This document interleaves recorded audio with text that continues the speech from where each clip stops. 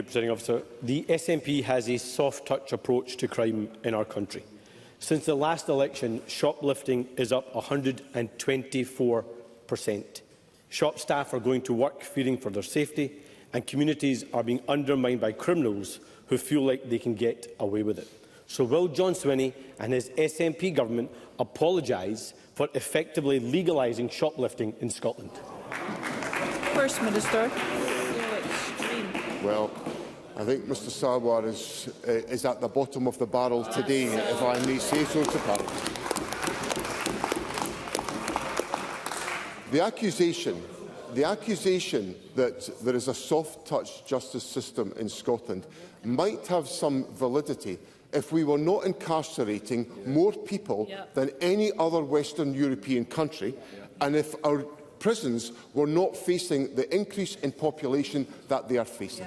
So the charge that Mr Sarwar has put to me is a baseless charge which is unworthy of the Labour leader in the Scottish Parliament, and he should withdraw it today.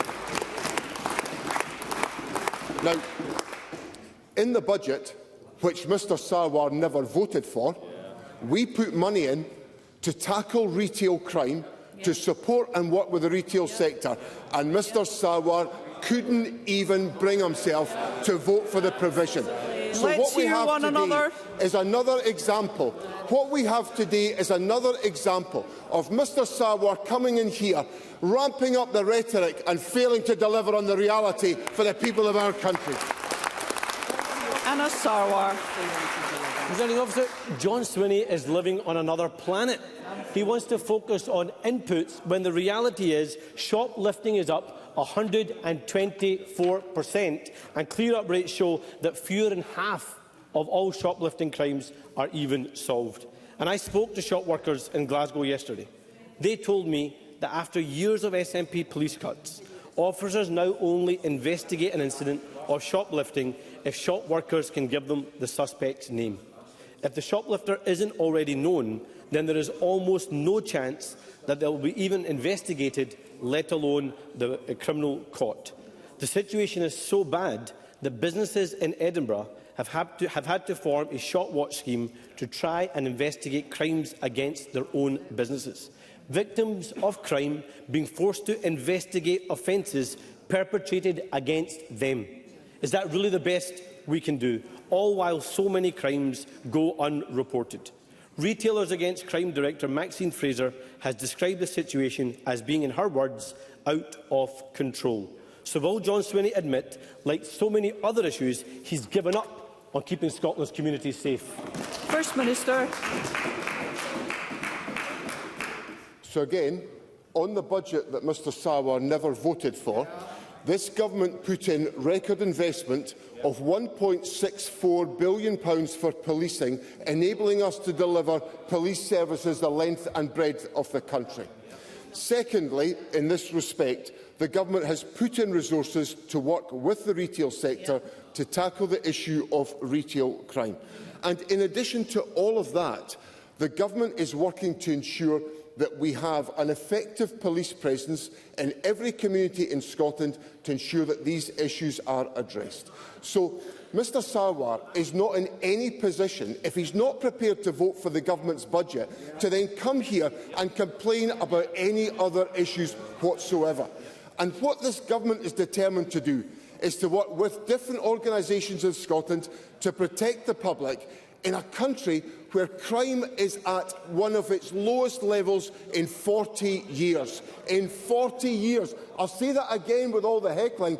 The crime in Scotland is at one of its lowest levels in 40 years. That's because of this investment by this government, which the Labour Party failed to support. Anna Sarwar. John Swinney is not living in the real world. The SNP's record on justice is nothing short of criminal. And it's no wonder communities across Scotland feel abandoned.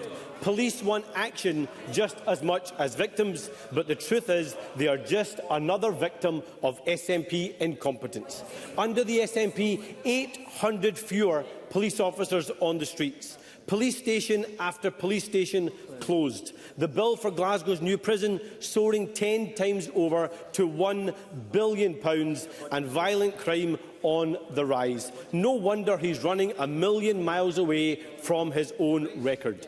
John Swinney's SNP government has failed workers, failed businesses, failed the police. So why is John Swinney allowing a tiny minority to make life difficult for Scotland's hard-working majority? First Minister. Last week, Mr Sarwar challenges me about the record of my government. I'm very proud of the record of my government, and I'll defend the record of my government. And last week I said to Parliament on Thursday, in response to Mr Greer, that if anyone wanted to have an idea about what a Labour government would look like, they only needed to look at the chaos in London. Well, that was on Thursday, before we got to Friday, with the resignation of the Deputy Prime Minister and chaos added to chaos.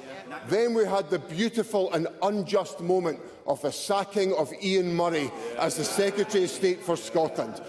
How on earth can the Labour Party come here and challenge me on the record when they're presiding over the shambles that the Labour Government is presiding over in Westminster? The Labour Party's got nothing to offer Scotland. This Government's delivering for the people, and we're going to carry on doing exactly that.